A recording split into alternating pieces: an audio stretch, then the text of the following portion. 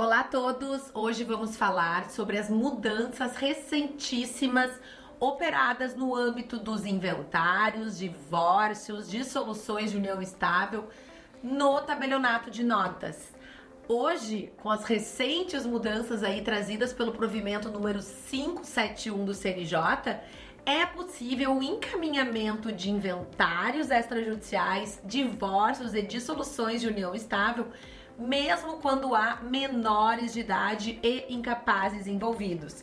É uma super novidade, é uma verdadeira quebra de paradigma que vai dar muito o que falar e que facilitou muito a nossa vida, das partes, né, de vocês que estão aí ouvindo e dos advogados do direito de família, tornando os processos extrajudiciais de inventário, divórcio, dissoluções de uniões estáveis muito mais viáveis a todos. Se você tem interesse nesse assunto, vem comigo.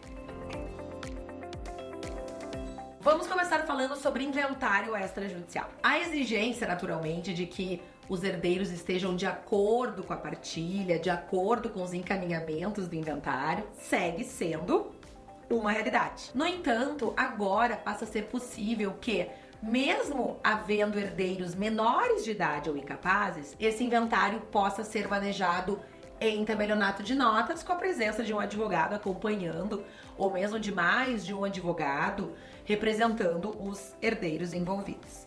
Há uma ressalva muito importante. Atenção! O que não pode acontecer é os herdeiros fazerem uma partilha tal como se não houvesse menor de idade, no sentido de que, por exemplo, um imóvel tocará ao José, o outro imóvel tocará a Maria. Não, o menor de idade, ele terá sua fração ideal, aquele percentual sobre herança, garantido, assegurado sobre todos os bens. Então não é possível alocar os diferentes bens entre diferentes herdeiros. Então essa é uma limitação que persiste. Uma vez havendo menores de idade ou incapazes, o inventário pode ser feito extrajudicialmente, contanto que seja então preservado aquele quinhão, aquela fração ideal destes menores de idade sobre todos os imóveis. Tá? E a venda deste bem posteriormente lá ao inventário, quando os herdeiros quiserem vender o patrimônio, tem que ser requerida judicialmente, porque tem esse herdeiro menor de idade que é titular desse patrimônio. Então segue a exigência naturalmente de que a venda de bens de menores de idade ou de incapazes, dos curatelados, por exemplo, seja precedida de pedido de autorização judicial. Outra questão muito importante nesse contexto é a de que o Ministério Público deve se manifestar para analisar realmente se os herdeiros incapazes têm os seus direitos resguardados naquela partilha. Então, sempre o tabelião vai encaminhar a escritura para o Ministério Público validar aquele inventário antes da sua finalização. Outra novidade super importante, até essa novidade trazida pelo CNJ em 2024, para que os herdeiros pagassem as despesas do inventário, o imposto de transmissão causa-mortes naquelas hipóteses em que eles não tinham recursos para fazer frente, eles tinham que pedir a um juiz a autorização para a venda dos bens. E com este recurso, então, pagar as despesas lá no inventário extrajudicial ou judicial e conseguir finalizar o inventário. Agora, pessoal, olhem que interessante. Eu não preciso mais fazer pedido judicial de venda de bens para a possibilidade de pagamento das despesas do inventário.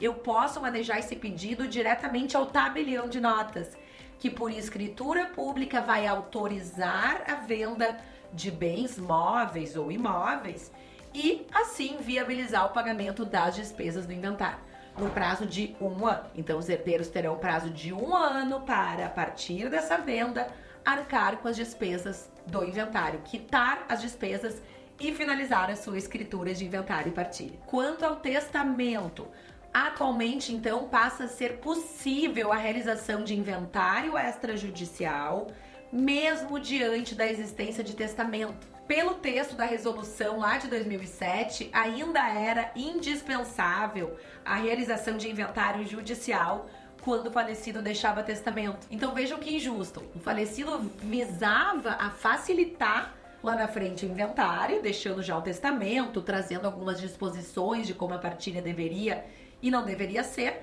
e ao mesmo tempo ele criava um custo muito grande para os herdeiros, fazendo com que eles tivessem que realizar esse inventário judicialmente, mesmo sem saber.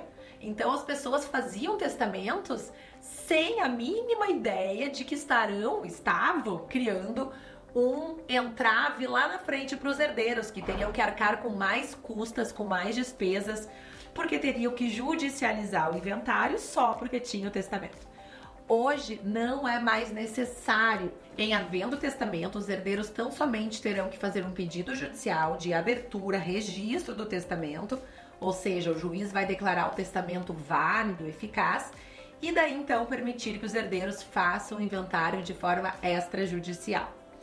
Então, essa é uma novidade também muito importante, muito interessante, que é trazida e que vai ao encontro de todas as mudanças aí que nós vislumbramos nos últimos anos, decisão do STJ já permitindo essa possibilidade, normativas das corregedorias estaduais também passando a permitir essa possibilidade. Agora, isso está expresso em resolução do CNJ. Naquelas hipóteses, no entanto, em que o testamento tenha sido revogado ou que ele não tenha observado alguma formalidade legal e tenha sido declarado inválido, naqueles casos em que ele tenha sido rompido, né? A gente fala que o testamento rompe quando, por exemplo, nasce um outro filho depois que o testamento tenha sido feito.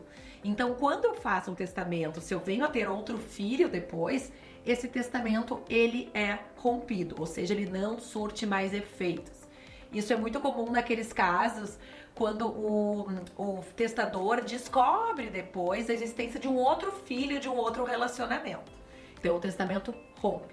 Naqueles casos também em que o testamento caduca, ou seja, por exemplo, que falece o herdeiro testamentário, nessas hipóteses todas, o judiciário deve se manifestar declarando a invalidade, a ruptura, a caducidade desse testamento, a revogação desse testamento, para que ato contínuo possa ser então feito o inventário extrajudicialmente. Mais uma possibilidade agora está positivada, porque ela já vinha sendo realizada na prática, é o reconhecimento da união estável da viúva, do viúvo com o falecido, com a falecida na própria escritura de inventário, bastando que todos os herdeiros naturalmente estejam de acordo, tanto com a existência daquela união estável, quanto com o seu período de vigência também, apontando a data, o mês, o ano em que ela iniciou.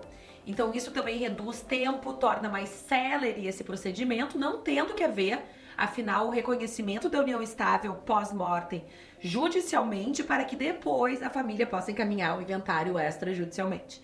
Vejam só que legal isso também. Vamos falar agora sobre as novidades implementadas pela nova resolução do Conselho Nacional de Justiça de 2024 no que diz respeito a divórcio e a dissolução de união estável. Vejam só que interessante, muito embora há muito tempo já as corregedorias estaduais viessem permitindo e fossem já adotadas essas práticas de realização de divórcio e dissolução de união estável diante da existência de filhos menores de idade, e eu já vou explicar como isso vinha funcionando, agora isso é normatizado pela nova resolução aí do Conselho Nacional de Justiça. Então, pessoal, é muito importante eu destacar para vocês como é que funciona essa possibilidade. O casal que tem filhos menores de idade e bens a partilhar ou outras questões de ordem conjugal, eles devem, antes de qualquer coisa, fazer um acordo e homologar essas questões lá no judiciário, estabelecendo a guarda, o regime de convivência, a pensão de alimentos. Então, as questões relativas às crianças, aos adolescentes menores de idade, devem ser dirimidas judicialmente através de um acordo, o mesmo se aplicando diante da existência de filhos incapazes por serem, por exemplo, interditados, curatelados, como nós falamos atualmente. Após a homologação desse acordo, o casal pode, então, encaminhar a sua partilha de bens em tabelionato de notas. E a grande vantagem disso é não apenas a celeridade, mas, sobretudo, a redução muito significativa dos custos que advêm da partilha de bens extrajudicial em comparação às custas oriundas de uma partilha de bens judicial.